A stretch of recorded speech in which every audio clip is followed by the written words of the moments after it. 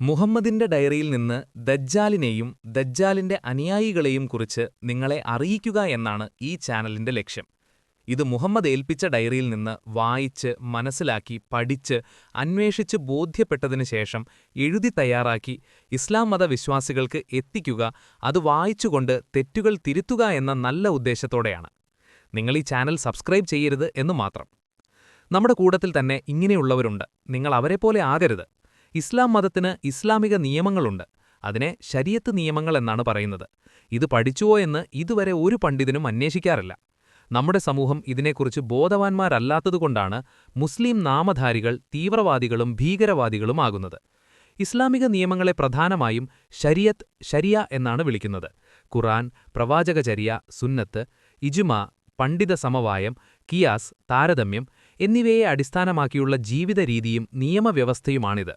മുസ്ലിങ്ങളുടെ വ്യക്തിപരമായ കാര്യങ്ങൾ, കുടുംബം, സാമ്പത്തികം, മറ്റു സാമൂഹിക ഇടപെടലുകൾ ശരീഅത്ത് നിയമങ്ങൾ അനുസരിച്ചാണ് വേണ്ടത്. അത് പ്രവർത്തികമാക്കി പ്രവർത്തിച്ച് കാണിച്ചു കൊടുത്തിട്ടാണ് പണ്ട് സഹാബികളുണ്ടായിരുന്നത്. ഇപ്പോൾ അങ്ങനെ ജീവിക്കുന്ന ആൾക്കാർ കുറവാണ്. ഇപ്പോൾ കാണുന്ന പണ്ഡിതന്മാരിൽ 99% പണക്കാരുടെ മുമ്പിൽ ആദർശം പണയം വെച്ചവരായിരിക്കും. ഇതുതന്നെയാണ് മുഹമ്മദ് മുസ്തഫ സല്ലല്ലാഹു അലൈഹി വസല്ലം പറഞ്ഞു തന്നത്. ഒരു നാട്ടിലെ നേതാവ് കുറച്ചു ദിവസങ്ങൾക്ക് മുമ്പ് പ്രഖ്യാപിച്ചു, നോമ്പ് തുടങ്ങുന്ന ദിവസം വരെ. തലേ ദിവസം തന്നെ അതിന് ചുറ്റുമുള്ള നാടുകളിൽ മാസപ്പിറവി അരമണിക്കൂർ കണ്ടു എന്ന് വെച്ചാൽ ദജ്ജാലിന്റെ ഫിത്ന എവിടെ വരെ എത്തിയെന്ന് നിങ്ങൾ മനസ്സിലാക്കിയോ? മുഹമ്മദ് ഈ ഡയറിയിൽ പറയുന്നത് സത്യമെന്നതിന് അർത്ഥവത്തായി നടന്നുകൊണ്ടിരിക്കുന്നു. മുഹമ്മദിന്റെ ഡയറിയിൽ നിന്ന് ദജ്ജാലിനെയും ദജ്ജാലിന്റെ അനുയായികളെയും കുറിച്ച് 2000-നും 2004-നുമിടയിൽ ഒരു ദിവസം രാത്രിയിൽ ഒരു ഹൈദരാബാദിൽ നിന്നും കുറച്ചുപേര് വരുന്നുണ്ട് എന്ന് പറഞ്ഞിരുന്നു. മുഹമ്മദ് അന്ന് 9 മണിയാകുമ്പോൾ ഉറങ്ങിപ്പോയി. രാവിലെ എണീറ്റ് നോക്കുമ്പോൾ ഒരു ഉമ്മ എന്റെ അടുത്ത് കിടക്കുന്നു. മുഹമ്മദ് ചോദിച്ചു, നിങ്ങളെന്തിനാ ഇവിടെ കിടക്കുന്നത്? ആ ഉമ്മ പറഞ്ഞു, അന അമ്മി എന്ന് പറഞ്ഞ് മുഹമ്മദിനെ കെട്ടിപ്പിടിച്ചു. മുഹമ്മദ് അവിടെ നിന്ന് എണീറ്റോടി. അങ്ങനെ പോകുമ്പോൾ ആ ഉമ്മ കരയുന്നത് കണ്ട് മുഹമ്മദ് ചെന്ന് പൊറ്റുമ്മയുടെ അടുത്ത് അടുക്കളയിൽ ചെന്നു പറഞ്ഞു, നിങ്ങളെന്തിനാണ് എന്റെ അടുത്ത് കിടക്കാൻ പറഞ്ഞത്? അത് സാരമില്ല, ഇന്നൊരു ദിവസത്തേക്കല്ലേ. അപ്പോൾ മുഹമ്മദിന്റെ പുറകിൽ വന്നു അന അമ്മി എന്ന് പറഞ്ഞു. അറബി അറിയാത്ത മുഹമ്മദ് പറഞ്ഞു, ഞാൻ ഒന്നും ചെയ്തില്ല. മുഹമ്മദ് അവിടെ നിന്ന് എണീറ്റുപോയി ഓഫീസ് റൂമിൽ ചെന്നു നോക്കി. അപ്പോൾ ആ റൂം അടച്ചിരിക്കുന്നു. മുഹമ്മദ് അത് മുട്ടി തുറപ്പിച്ചു. അപ്പോഴതാ വേറെയൊരാൾ ബുൾഖാൻ വെച്ച് കണ്ണടയിട്ട ബനിയാൻ ധരിച്ച ഒരാൾ. അയാൾ. ആ റൂമിൽ ഒരു കുട്ടിയും ഒരു ഉമ്മയും വേറെയുണ്ടായിരുന്നു. നല്ല സ്പ്രേയുടെ മണമുണ്ടായിരുന്നു. അങ്ങനെ മുഹമ്മദ് അവരോട് ചോദിച്ചു, നിങ്ങൾ ആരാണ് എന്ന്. അദ്ദേഹം പറഞ്ഞു, ഞാൻ അബ്ദുള്ള എന്ന്. എന്നിട്ട് അവിടെയുള്ള കുട്ടിയെയും ഉമ്മയെയും പരിചയപ്പെടുത്തി തന്നു. അപ്പോൾ അപ്പുറത്ത് കിടക്കുന്ന ഉമ്മയെയും പറഞ്ഞു തന്നു. ഇത് പരിഭാഷ ചെയ്തു തരാൻ ഒരാളുണ്ടായിരുന്നു. അങ്ങനെ കുറച്ചു ദിവസം കഴിഞ്ഞു ഒരു കത്ത് വന്നു. മുഹമ്മദിനെ പഠനത്തിനു വേണ്ടി സൗദിയിൽ അയക്കുവാൻ തയ്യാറാകണം എന്ന് പറഞ്ഞുകൊണ്ട്. മുഹമ്മദിനെ അയക്കണം എന്ന് പറഞ്ഞുകൊണ്ട് അറബിയിലാണ് കത്ത് വന്നത്. അവർ മുഹമ്മദിന് പകരം വേറെ ഒരാളെ അയച്ചു. കുറച്ചു കാലങ്ങൾ കഴിഞ്ഞുപോയി. ഇത് നടക്കുന്നത് കണ്ണൂർ ജില്ലയിലെ ഇരിക്കൂർ പ്രദേശത്തെ കനറ ബാങ്കിന് സമീപമുള്ള തായിലക്കണ്ടി എന്ന കുടുംബത്തിലെ ഒരു വീട്ടിലാണ്. ഇടയ്ക്കിടയ്ക്ക് മുഹമ്മദ് ചോദിക്കും, ആ വന്ന അബ്ദുള്ള എന്നവരും കുടുംബവും ആരാണ് എന്ന്. അപ്പോൾ ആ പൊറ്റുമയും വീട്ടുകാരും പറയും, നീ വെറുതെ സ്വപ്നം കണ്ടതാണ് എന്ന്. കളവു പറയാൻ പാടില്ല എന്ന് മുസ്തഫ സല്ലല്ലാഹു അലൈഹി വസല്ലം പറഞ്ഞു തന്നത് ഓർക്കുക. അങ്ങനെ 2014 ഓഗസ്റ്റ് മാസം മുഹമ്മദ് ഹൈദരാബാദിൽ പോയി. അവിടെ നിന്ന് മനസ്സിലായി, അമ്മി എന്നുവെച്ചാൽ ഉമ്മ, അമ്മ എന്നതാണെന്ന്. അപ്പോൾ തീർച്ചയായും കളവു പറഞ്ഞവർ നരകവാസികൾ തന്നെ. അവരെ തിരുത്താൻ സാധിക്കുമെങ്കിൽ നല്ലതു തന്നെ. 1998-നും 2010-നുമിടയിൽ സുന്നികൾ ഒരുപാട് പേരുണ്ട്. അതിൽ തന്നെ ജമാഅത്തിൽ നിന്നും പഠിച്ച് പണ്ഡിതന്മാരായി സുന്നിയിലേക്ക് വന്നവരുണ്ട്. അങ്ങനെ സുന്നിയിൽ നിന്ന് ജമാഅത്തിലേക്ക് പോയ ആൾക്കാരുമുണ്ട്. മുജാഹിദിൽ നിന്നും അതുപോലെ വന്നവരും പോയവരുമുണ്ട്. ഇസ്ലാം മതത്തെ ആര് വിഭജിക്കുന്നുവോ അവൻ അനിൽപ്പെട്ടവനല്ല എന്ന് മുഹമ്മദ് മുസ്തഫ സല്ലല്ലാഹു അലൈഹി വസല്ലം പറഞ്ഞു തന്നത് ഓർക്കുക. മുജാഹിദ്, ജമാഅത്ത്, SSF എന്നീ പ്രസ്ഥാനങ്ങൾ പ്രവർത്തനത്തിലൂടെ പ്രബോധനം നടത്തുന്ന കാലം ഇരിക്കൂറിൽ എല്ലായിടത്തുമുള്ളതുപോലെ തന്നെ ഉണ്ടാകും. മുജാഹിദ് പ്രസ്ഥാനം ഇംഗ്ലീഷ് മീഡിയം സ്കൂളുകളും അറബിക് കോളേജുകളും സ്ഥാപിച്ചു. ഒരു പള്ളിയും സ്ഥാപിച്ചു, അവിടെയുള്ളവർക്ക് അറിവ് പഠിക്കുവാൻ വേണ്ടി. ഇതുപോലെ തന്നെ ജമാഅത്തിനും സ്കൂളുണ്ടായിരുന്നു. അവിടെ മദ്രസാ പഠനവും കൂടെയുണ്ട് എന്നു മാത്രം. ഈ കാലഘട്ടത്തിൽ എല്ലാ നാടിലും ഉള്ളതുപോലെ തന്നെ മാമൂൽ എന്നു പറഞ്ഞുകൊണ്ട് കുറച്ച് ആൾക്കാരുണ്ടാകും. സ്ത്രീധനം ഹറാമാണ് എന്ന് മുഹമ്മദ് മുസ്തഫ സല്ലല്ലാഹു അലൈഹി വസല്ലം പറഞ്ഞു തന്നത് ഓർക്കുക.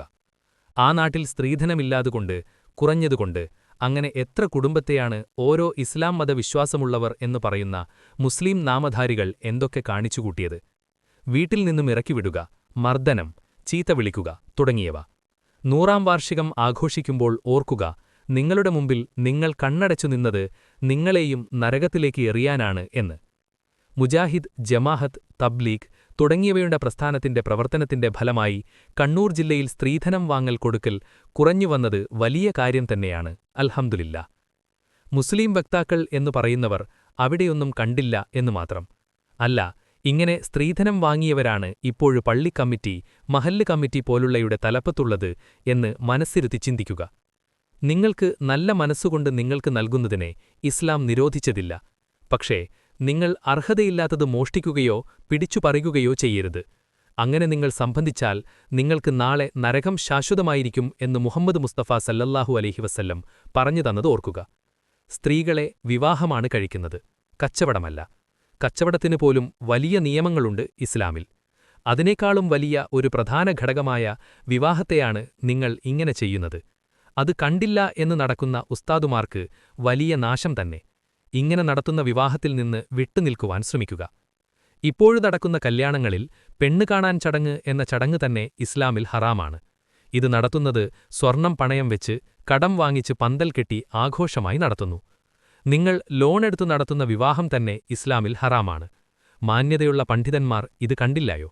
ഹറാമിന്റെ പൈസ കൊണ്ട് ഹറാം തീറ്റിച്ചാൽ ആ നാട് നന്നാവുമോ? പ്രിയപ്പെട്ട പണ്ഡിതന്മാർ, നിങ്ങളുടെ കൂട്ടത്തിൽ ദജ്ജാലിന്റെ അനുയായികളുണ്ട്. അതുകൊണ്ടുതന്നെ നിങ്ങൾക്കൊന്നും ചെയ്യാൻ കഴിയാത്തതല്ലേ? ഭാര്യാഭർത്താവ് എന്നു പറയുമ്പോൾ ഒരു നാണയത്തിന്റെ 2 വശങ്ങൾ പോലെയാണ് വേണ്ടത് എന്ന് ഇസ്ലാമികപരമായി ശരിയാണ്. അങ്ങനെ കുറച്ചു കാലങ്ങൾക്ക് ശേഷം മുഹമ്മദ് അന്വേഷിച്ചു തുടങ്ങി. അങ്ങനെ മുഹമ്മദ് ചെന്നത് മുജാഹിദിന്റെ പള്ളിയിൽ ചെന്നു. അവരോട് ചോദിച്ചു, നിങ്ങൾ കുറച്ചു വർഷങ്ങൾക്ക് മുൻപ് എന്നോടിങ്ങോട്ട് വരണ്ട എന്ന് പറഞ്ഞത് ഓർമ്മയുണ്ടോ?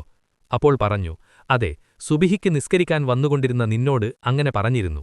അതിന് കാരണം സുന്നികളുടെ കൂട്ടത്തിൽപ്പെട്ട ഒരു വിഭാഗം ആളുകൾ വരും കാണാത്ത രൂപത്തിൽ എന്നിട്ട് ഞങ്ങളുടെ ശരീരത്തിൽ കയറും, വുളൂഉ മുറിപ്പിക്കും. ചില ആൾക്കാർ സുജൂദിൽ പോകുമ്പോൾ ആൾക്കാരുടെ തലയിൽ കയറി നിൽക്കും. പാരടിയിലും അങ്ങനെ വലിയ ബുദ്ധിമുട്ടുണ്ടായി തുടങ്ങിയിരുന്നു. മുഹമ്മദ് ചോദിച്ചു, ഈ പ്രശ്നം അവരാണ് എന്ന് നിങ്ങൾക്കെങ്ങനെ അറിയാൻ കഴിഞ്ഞത്? അപ്പോൾ അവർ പറഞ്ഞു, ഞങ്ങൾക്കും അതറിയാം. എങ്ങനെയാണ് നിങ്ങളത് തീർത്തത് എന്ന് മുഹമ്മദ് ചോദിച്ചു. അപ്പോൾ അവർ പറഞ്ഞു, ഞങ്ങൾക്കും അതറിയാം. അതുകൊണ്ട് ഞങ്ങളിൽ ചിലർ അങ്ങനെ നിന്ന് നിസ്കാരം തുടങ്ങി. അവർ വന്നു. അപ്പോൾ ഞങ്ങൾ പുറത്തേക്കുള്ള വാതിലടച്ചു അവരെ പിടിച്ച് അവരുടെ കൈകാലുകൾ അടിച്ചോടിച്ചു. പിന്നീട് അവരുടെ അതിക്രമമുണ്ടായില്ല. ഞങ്ങൾ അവരെയും കാത്തു നിൽക്കാറുണ്ട്. വന്നിട്ടുണ്ടെങ്കിൽ വാണിങ്ങില്ല എന്ന് പറഞ്ഞതാണ്. എനിക്കിതിനെക്കുറിച്ച് പഠിപ്പിച്ചു തരാമോ? ഇവിടെ വേഭിചാരത്തിനും കള്ളക്കടത്തിനും മറ്റും ഇതുപയോഗിക്കുന്നുണ്ട് എന്ന് മുഹമ്മദിനോടവർ പറഞ്ഞു. അപ്പോൾ അതിനെതിരെ നിങ്ങൾ എന്തു ചെയ്തു എന്ന് മുഹമ്മദ് ചോദിച്ചു. അപ്പോൾ അവർ പറഞ്ഞു, ഒന്നും ചെയ്യാൻ കഴിഞ്ഞില്ല എന്ന്. അതെനിക്ക് പഠിപ്പിച്ചു തരാമോ? എനിക്കവരെ അടിച്ചു ശരിയാക്കണം എന്നുണ്ട് എന്ന് മുഹമ്മദ് ചോദിച്ചു. അപ്പോൾ അവർ പറഞ്ഞു, ഇല്ല, നിങ്ങൾ ഞങ്ങളുടെ വിഭാഗത്തിൽപ്പെട്ടവരല്ലാത്തതുകൊണ്ട് നിങ്ങൾക്ക് പറഞ്ഞു തരാൻ പറ്റില്ല എന്ന് അവിടെ നിന്നും മടങ്ങി. അങ്ങനെ അടുത്തു ചെന്നെത്തിയത് ജമാഅത്തി ഇസ്ലാമിന്റെ അടുത്താണ്. അവരും ഇതേ കാര്യം ഇങ്ങനെയുണ്ട് എന്നറിയാം, പക്ഷേ അതെങ്ങനെയാണ് എന്ന് ഞങ്ങൾക്കറിയില്ല എന്ന് പറഞ്ഞൊഴിഞ്ഞുമാറി. അങ്ങനെ അടുത്തു ചെന്നെത്തിയത് തബ്ലീഗ് ജമാഅത്തിന്റെ അടുത്താണ്. ഇതേ കാര്യം ഇങ്ങനെയുണ്ട് എന്നറിയാം, പക്ഷേ അതെങ്ങനെയാണ് എന്ന് ഞങ്ങൾക്കറിയില്ല. നിങ്ങൾ ഞങ്ങളുടെ കൂടെ തബ്ലീഗ് ജമാഅത്ത് വരൂ, ഞങ്ങൾ കാണിച്ചു ബോധ്യപ്പെടുത്തിത്തരാം എന്ന്. അങ്ങനെ കുറച്ചു ദിവസം അവരുടെ കൂടെ പോയി നോക്കുമ്പോൾ അല്ലാഹുവിന്റെ ഭാവനമായ പള്ളിയിൽ നിന്നും അവരെ ദ്രോഹിക്കുന്നത് കണ്ട് മനസ്സിലായി. ഇസ്ലാം മതം പറയാൻ വന്ന ആളുകളെ അടിച്ചോടിച്ചിരിക്കുന്നു. അപ്പോഴാണ് മുഹമ്മദിന് ഓർമ്മ വന്നത്, മുഹമ്മദ് മുസ്തഫ സല്ലല്ലാഹു അലൈഹി വസല്ലം തയ്യിഫിലേക്ക് ഇസ്ലാം മതത്തിലേക്ക് ക്ഷണിക്കാൻ വേണ്ടി പോയപ്പോൾ അവിടുത്തെ ജനങ്ങൾ മുഹമ്മദ് മുസ്തഫ സല്ലല്ലാഹു അലൈഹി വസല്ലമയെ കല്ലുകൊണ്ടെറിഞ്ഞ് ഓടിച്ചത്. അങ്ങനെ അടുത്തു ചെന്നെത്തിയത് എല്ലാത്തിനും കാരണക്കാരായ സുന്നിയിലെ ഒരു വിഭാഗമായ കേരളത്തിലെ മുസ്ലിം നാമധാരികളായ അവരുടെ കൂട്ടത്തിലുള്ള ഒരു ഉസ്താദിന്റെ അടുത്ത്. അയാളും പറഞ്ഞു, ഞങ്ങൾക്കിതിനെക്കുറിച്ച് യാതൊരു അറിവുമില്ല എന്ന്. അങ്ങനെ അടുത്തു ചെന്നെത്തിയത് സുന്നിയിലെ SSF എന്ന വിഭാഗത്തിലാണ്. അവരോടും ചോദിച്ചു, മറുപടിയില്ല.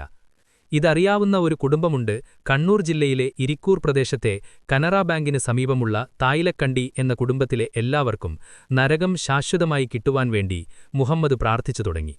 പുറത്തു കാണുന്ന മാന്യമായ മുഖം അകത്ത് ചന്നായയേക്കാൾ മോശം. മുഹമ്മദിന് കണ്ണിനു കുഴപ്പം.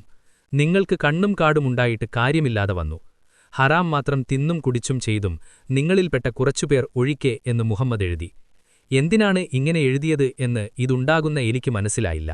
ദജ്ജാൽ എന്ന ഹഫ്സീർ സൃഷ്ടിച്ച ഒരു മനുഷ്യനെക്കുറിച്ച് ഞാൻ നിങ്ങൾക്ക് ഇവരെക്കുറിച്ച് പറഞ്ഞു തരട്ടെയോ? സ്വന്തം ഉമ്മയുടെ കാലിന്റെ നരമ്പ് മുറിക്കാൻ വേണ്ടി ഒത്താശ ചെയ്ത ഒരു മാന്യതയുടെ മുഖമൂടിയിട്ട നിങ്ങളുടെ കുട്ടികളെ വരെ പഠിപ്പിച്ചിട്ടുണ്ടാകുവാൻ സാധ്യതയുള്ള കണ്ണൂർ ജില്ലയിലെ ഇരിക്കൂർ പ്രദേശത്തെ കനറാ ബാങ്കിന് സമീപമുള്ള തായിലക്കണ്ടി എന്ന കുടുംബത്തിലെ ജാബിർ എന്ന ഒരു താനെക്കുറിച്ച് ഞാൻ നിങ്ങൾക്ക് പറഞ്ഞു തരട്ടെയോ? വെറും 3 ലക്ഷം രൂപയ്ക്ക് വേണ്ടി ചതിച്ച ഒരു അനിയനെക്കുറിച്ച് ഞാൻ നിങ്ങൾക്ക് ഇവരെക്കുറിച്ച് പറഞ്ഞു തരട്ടെയോ? വേറെയും ചിലർ അവരുടെ ആവശ്യത്തിനു വേണ്ടി ചതിച്ച, വഞ്ചിച്ച ഒരു വിഭാഗം ആളുകളുണ്ട്. ഞാൻ നിങ്ങൾക്ക് ഇവരെക്കുറിച്ച് പറഞ്ഞു തരട്ടെയോ? ഉസ്മാൻ എന്നവരോട് നിങ്ങൾ ചോദിക്കുക നിങ്ങളുടെ വയസ്സ് എത്രയാണ് എന്ന്. അപ്പോൾ അദ്ദേഹം പറയും 350 എന്ന്. ദജ്ജാൽ എന്ന ഹഫ്സീർ സൃഷ്ടിച്ച ഒരു മനുഷ്യനെക്കുറിച്ച് ഞാൻ നിങ്ങൾക്ക് ഇവരെക്കുറിച്ച് പറഞ്ഞുതരാം. 1995നും 2000നും ഇടയിൽ മരണപ്പെട്ട ഒരാൾ നാട്ടിലേക്ക് 2001നും 2004നും ഇടയിൽ എത്തിച്ചെല്ലുന്നു. അദ്ദേഹത്തിന് ശരീരത്തിലുള്ളത് ചുവപ്പു നിറത്തിലുള്ള ചോരയല്ല, കറുത്ത നിറത്തിലുള്ള രക്തമാണ്. അദ്ദേഹം ഉള്ളത് ഇന്ത്യയിലെ ഒരു സംസ്ഥാനമായ കേരളത്തിലെ കണ്ണൂർ ജില്ലയിലെ ഇരിക്കൂർ എന്ന പ്രദേശത്തെ കനറാ ബാങ്കിന് സമീപമുള്ള തായിലക്കണ്ടി എന്ന കുടുംബത്തിലെ സജീർ തായിലക്കണ്ടി എന്ന പേരിലാണ്. ഇദ്ദേഹത്തിനും ഇദ്ദേഹത്തിന്റെ മക്കൾക്കും ശരീരത്തിൽ കറുത്ത നിറത്തിലുള്ള രക്തമാണുള്ളത്. എന്നുവെച്ചാൽ മനസ്സിലാവേണ്ടവർക്ക് മനസ്സിലാകും. നിങ്ങൾക്ക് മനസ്സിലായില്ലെങ്കിൽ നിങ്ങൾ നിങ്ങളുടെ പണ്ഡിതന്മാരോട് ഈ ചാനലിൽ പറഞ്ഞിട്ടുള്ള കാര്യങ്ങളെക്കുറിച്ച് പറഞ്ഞു തരുന്നില്ല എന്നുണ്ടെങ്കിൽ നിങ്ങൾക്ക് ബുദ്ധിയുണ്ടെങ്കിൽ അത് മനസ്സിലാകുമെന്നു മാത്രം. തിരിച്ചെത്തിയ സജീർ എന്ന മനുഷ്യരൂപത്തിലുള്ള ആൾ പല കൈവുകളും കാണിച്ച് ആളെ വശത്താകുവാൻ തുടങ്ങി. അങ്ങനെ ആൾക്കാർ കൂടി അയാളെ തല്ലിക്കൊന്നു. അയാൾ മരിച്ചുവെന്ന് കരുതി കുഴിച്ചിട്ടു. അയാൾ പിന്നെയും എണീറ്റു വന്നു. വീണ്ടും ആൾക്കാർ കൂടി അടിച്ചുകൊന്നു, കുഴിമൂടി. പക്ഷെ വീണ്ടും വന്നു. അങ്ങനെ ഒരു പെണ്ണിനെ കല്യാണവും കഴിച്ച് അതിലുള്ള കുട്ടികൾക്കും ചുവന്ന രക്തത്തിനു പകരം കറുത്ത നിറമുള്ള രക്തം. ഇവരെ രണ്ടുപേരെയും മുഹമ്മദിന് അറിയാം. അത് നിങ്ങളിൽ ജീവിക്കുന്ന ഇമാം മഹ്ദിയെയും ഈസാ നബിയെയും ഖിദ്ർ നബിയെയും ഈ നാട്ടിലെ പണ്ഡിതന്മാരെയും അറിയിക്കണം എന്ന് ഡയറിയിൽ എഴുതിവച്ചിരിക്കുന്നു. ഇത് മുഹമ്മദ് 2025 ഡിസംബർ 31 മുമ്പ് സൗദിയിൽ എത്തിയില്ലെങ്കിൽ എല്ലാ ഇസ്ലാം മതവിശ്വാസികളെയും അറിയിക്കുന്നു, നിങ്ങളിലൂടെ എന്ന പ്രതീക്ഷയിൽ ഒരു അല്ലാഹുവിന്റെ അടിമ.